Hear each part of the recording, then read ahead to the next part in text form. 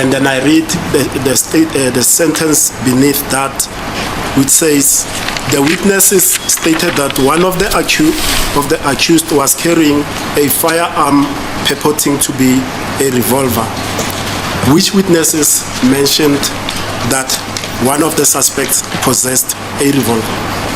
My Lord, I may not recall the names, but they do indicate the witnesses, and I'll have to go through now the A1s if I must, so that I can specify. But the witnesses who were inside the house, they do indicate that the people were carrying some type of a revolver, a firearm with a wheel.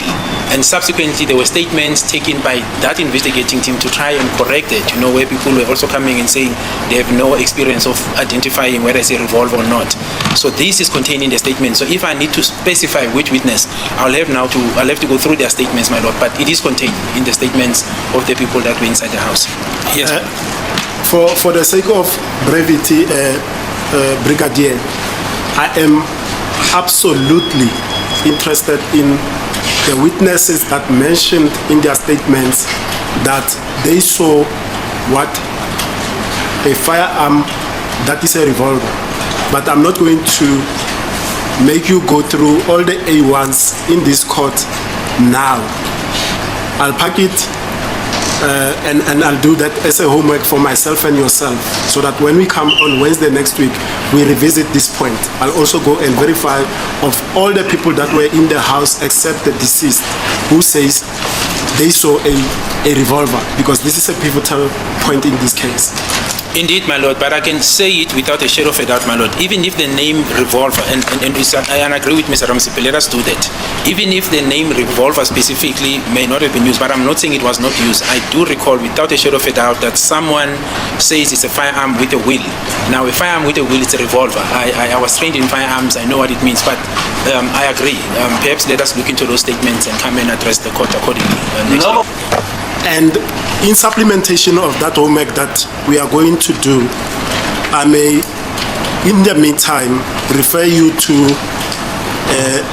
Exhibit J, which is A46, which is a report by the facial image analyst, warrant officer Amanda Yvonne Steenkamp, who initially compiled the identity kits, part of which form Exhibit BB. But I want us to go to Exhibit J. Must we go there now? Yes. All right. Yes, I am on A46, my Lord. Okay. My Lord, I'm not sure as well with this whether it was referred to in passing during the evidence in chief previously, or whether the contents thereof were actually placed on record.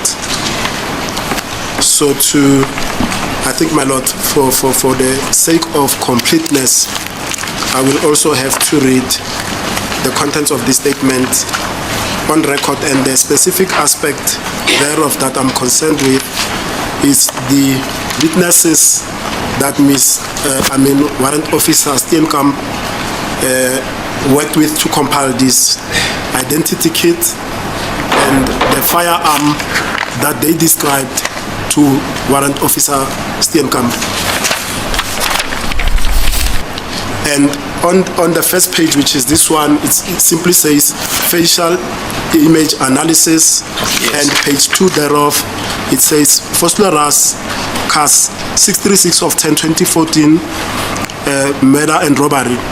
And it says, I, Amanda Yvonne Steenkamp, do hereby state under oath that, and occupation and position in the South African Police.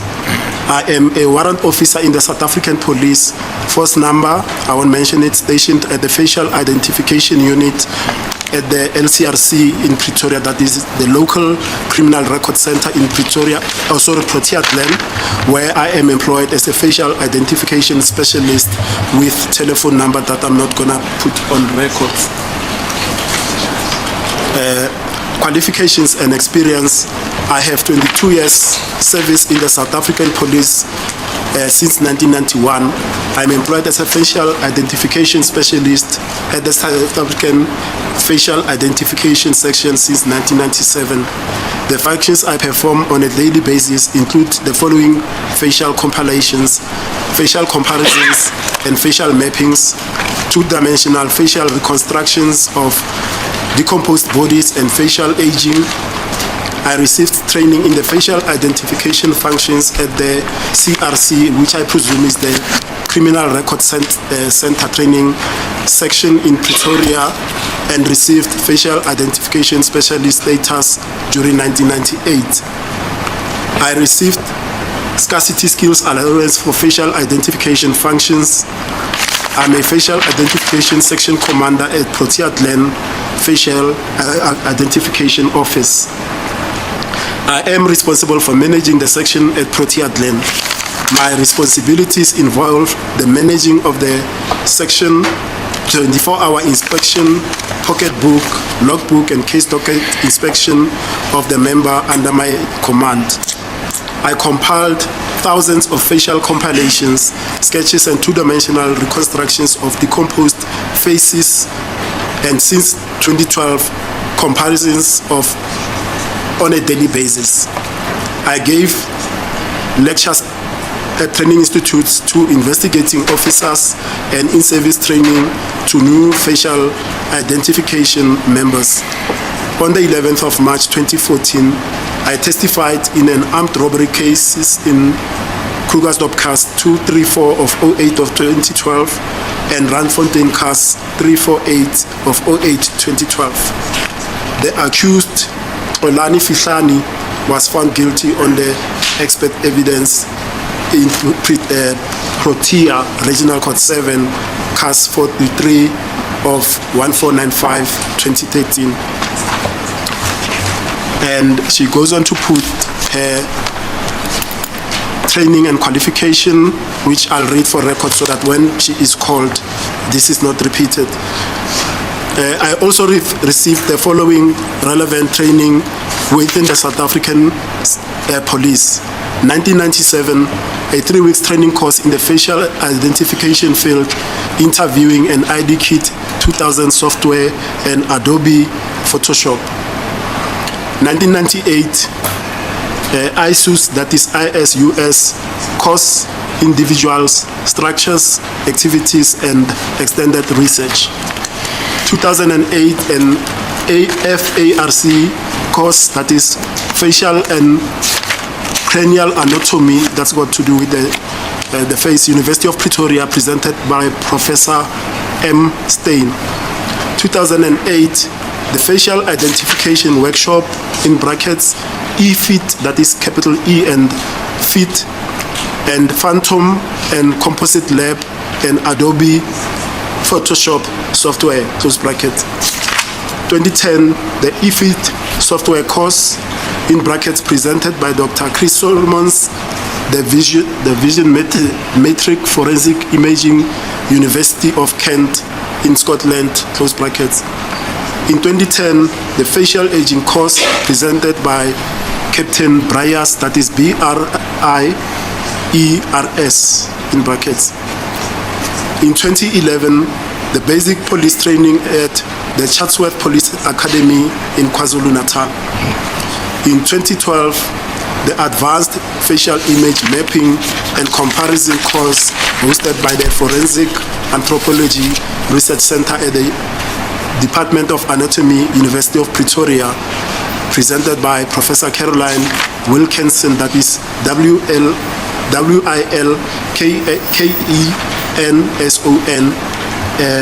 University, in brackets, of Dundee, Scotland. And then in 2013, the refresher course in craniofacial identification and facial comparison and photography, University of Pretoria, presented in brackets by Professor Stein, M. Stein. And then the paragraph 4 thereof, it still states the case number and her names, and she states under oath as follows. On Monday, the 24th of October on Monday, the 2014, 10/29, I was called out to Vosloorus detectives accompanied by Lieutenant Colonel MJ Streicher, that is Streicher, Operational Commander Proteadlen, LCRC, to interview witnesses in case 676-1024 Vosloorus. I think that's a mistake there, but I read it as it is. Murder and armed robbery. I interviewed several witnesses individually. My first witness was Kelly Khumalo. Kelly told me in short that she and the deceased walked to the convenience store. Upon return, Kelly, deceased family member and friends had a smoke outside the house. Mrs. Khumalo called them inside to say goodbye. They sit down and start chatting again. Kelly was sitting near the kitchen when she saw two unknown African males entering the house. Suspect A, capital A in brackets, appeared. Entering. Kelly was sitting near the kitchen when she saw two unknown African males entering the house. Suspect capital A in brackets appeared very aggressive and demanded cell phones and money. This suspect was approached by Kelly and the deceased jumped up towards suspect A. A scuffle between suspect A and the deceased started.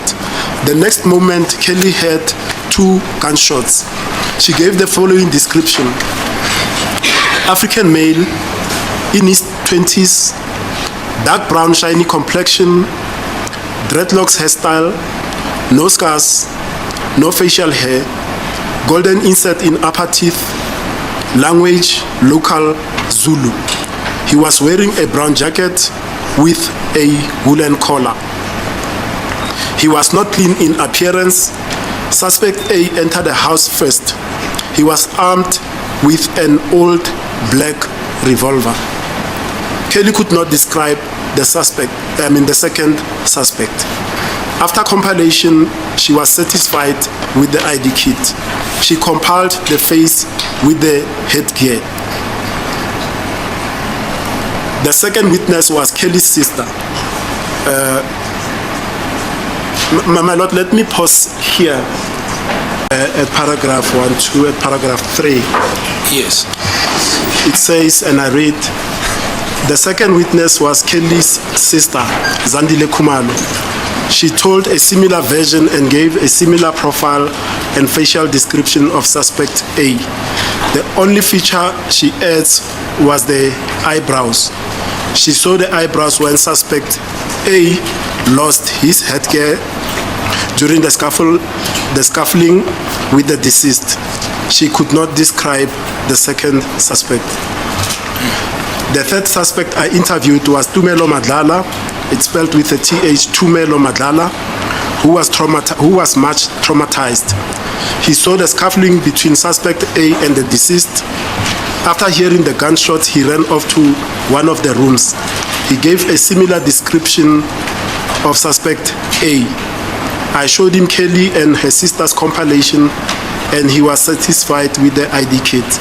He could not compile the second suspect. The fourth witness was Mr. L.S. Twale. He gave me a similar description of what happened on the scene. He saw a scuffling between suspect A and the deceased. After hearing the shots, he ran out to look for help. He could not describe the second suspect. At page 5, the fifth witness was Mr. T. Makeleni, residing at Mozamo 3942, compiled the face of suspect B. He saw three unknown males in the vicinity of a gas station busy on their cell phones. He saw them again at Kelly's mom's house. Suspect B stood at the gate. He gave the following description. African male, age 25 years, 1.8 meter tall, slender build, medium brown complexion, clothing a black hooded top. Witness saw a golden insert in the upper teeth. The hairstyle is dreadlocks. Facial hair is mustache and a beard. The witness saw something in his hand that could have been a firearm. Witness could not describe the rest of the faces. A sixth witness called Sipiwe, or Spe, it's spelled S-I-P-H-W-E, could not compile any faces, but he mentioned that he saw an old green/blue sedan near the danger box. 2 unknown African males were sitting in the car and the other 2 were standing outside the car. After a few minutes, the car left and only 3 unknown males stayed behind and were busy on their phones. The witness later saw them running. In front was a person with dreadlocks running with a firearm in his hand. The other suspect jumps over the wall. Lieutenant Colonel Streicher and I left Fostoras detective to see Mrs. Khumalo at her house. I interviewed Mrs. Khumalo at the neighbor's house. She gave a similar description of suspect A. I showed her the compilation and she said she saw a likeness in the face. She could not describe the other suspects, and it is commissioned and sewn to by Amanda Steenkamp, commissioned by A.B. Haynes at Pretoria, at Protea Glen, at 10 on the 31st of October 2014. Now, Brigadier, the primary reason why I referred you to this statement, we were talking about the issue of the description of the firearm that some of the witnesses that were present in the house described to the police officers initially at the beginning of this investigation. That is correct, my lord. And indeed, if one looks at the paragraph on A46, the interview with Ms. Kelly Khumalo, she does say it's an old revolver.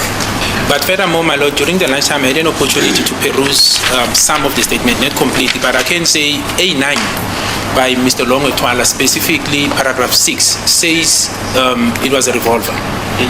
In the same assertion, my lord, is also said by A10, Mr. Tumelo Madlala, in paragraph 5, where he says it's a 38 special when he described the firearm that he saw.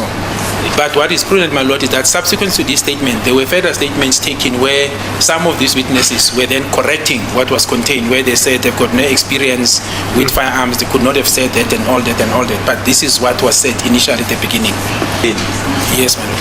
And to be fair to you as well, Tumelo Madlala, when he was asked on this aspect, he says he could not have mentioned the word revolver or .38, but that the firearm that he observed was the one with a wheel.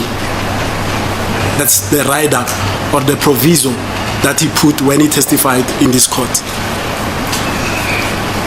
Well, my lord, I wasn't in court, but I've got no reason to doubt what Mr. Ramosepele is saying. But it will be difficult for me to comment on his evidence.